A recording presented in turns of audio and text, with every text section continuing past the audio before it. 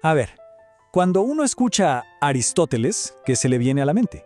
Probablemente un filósofo griego con túnica, ¿no? Alguien con ideas, pues ya muy viejas sobre la física y el universo, ideas que ya no van más. Pero, ¿y si les dijera que el pensamiento de ese mismo filósofo está ahora mismo corriendo dentro de los aparatos que usamos a diario? Sí, tal cual. Hay una especie de fantasma en la máquina, y ese fantasma es Aristóteles. Ok, vamos a desglosar esto. Por un lado tenemos el mito, la idea popular. Aristóteles, el del universo con la Tierra en el centro, el de la física esa de sentido común, básicamente todo lo que Galileo y Newton después demostraron que estaba mal. Pero la realidad es otra cosa, ¿eh? Es muchísimo más increíble. Porque este mismo señor fue el arquitecto de la lógica formal, del método científico, creó marcos de pensamiento pero tan esenciales que hoy son la columna vertebral de la inteligencia artificial y hasta nos ayudan a entender la física cuántica. Una locura. Y claro, esto nos lleva a la gran pregunta, ¿no? Si sus ideas sobre el cosmos estaban tan, digamos, equivocadas, ¿cómo es posible que su forma de pensar siga siendo pero tan importante? O sea, no solo importante, crucial, para la tecnología de punta de hoy.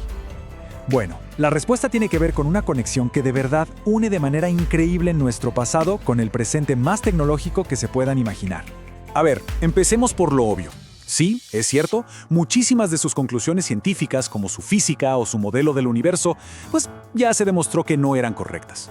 Pero quedarse solo con eso es como criticar a un arquitecto por el color que usó en las paredes e ignorar por completo la solidez de los cimientos que construyó.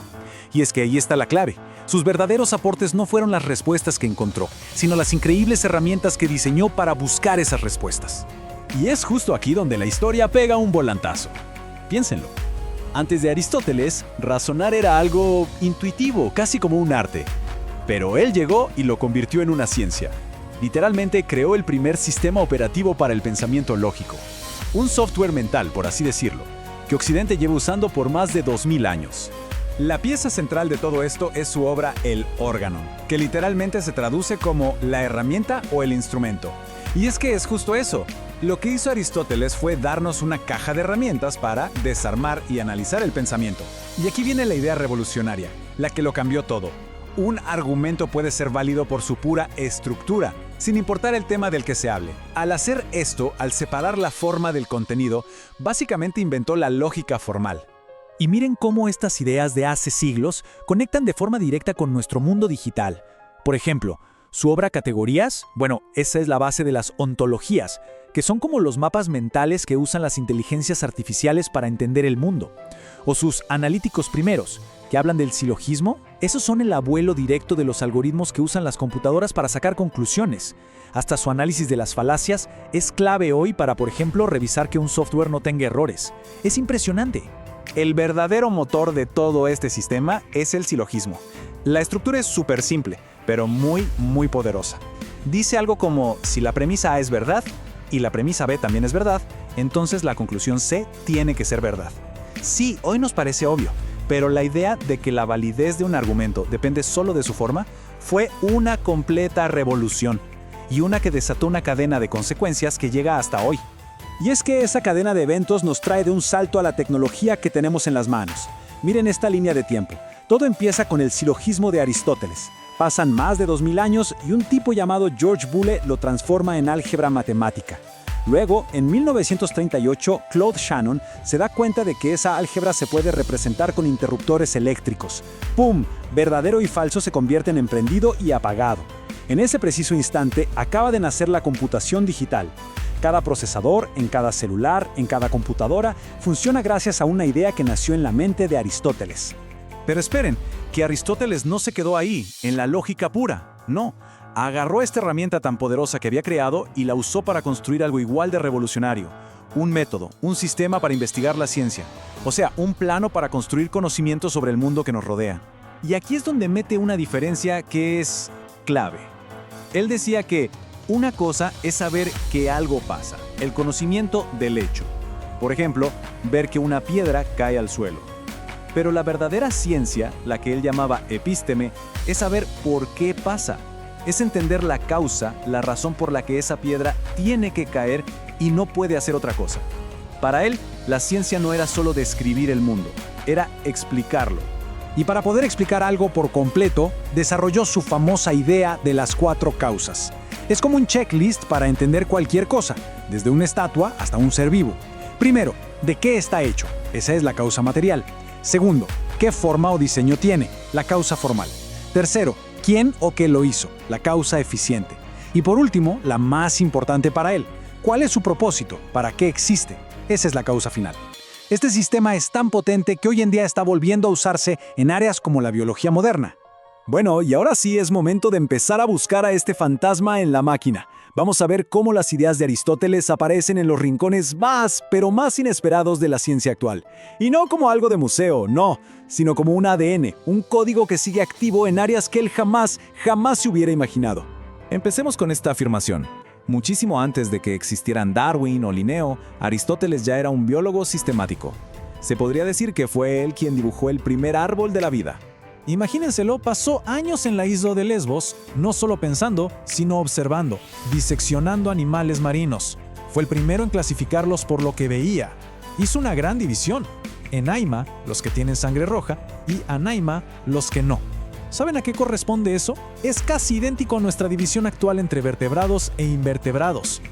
Y su método de usar un género general y luego una diferencia específica es literalmente la base del sistema que siglos después usaría Linneo para clasificar toda la vida en la Tierra. Ok, si la conexión con la biología les pareció increíble, agárrense porque esta es la más extraña de todas. Resulta que conceptos de su metafísica, o sea, de su filosofía más abstracta, se están usando hoy para entender la rarísima realidad de la física cuántica. Uno de los padres de la mecánica cuántica, Werner Heisenberg, se topó con un problema. Una partícula, antes de que la midamos, no está en ningún lugar concreto. Está como en un montón de lugares posibles a la vez. Y Heisenberg se dio cuenta de algo alucinante. Esto es exactamente el concepto de potencia de Aristóteles. La idea de que algo existe en un estado de potencial antes de volverse algo real, actual. La medición entonces es lo que fuerza a la partícula a pasar de ser una posibilidad a ser una realidad. Es la filosofía griega de hace 2400 años ayudándonos a describir el mundo subatómico.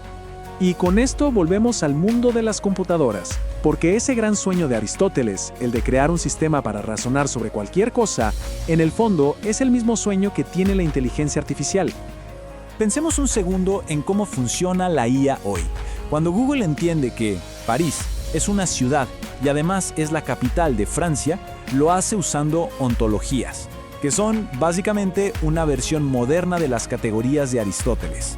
O los motores de inferencia que usan los sistemas para deducir cosas nuevas a partir de la información que ya tienen, bueno, eso es una versión súper avanzada de sus silogismos. En el fondo, la IA de hoy piensa con una estructura que diseñó Aristóteles.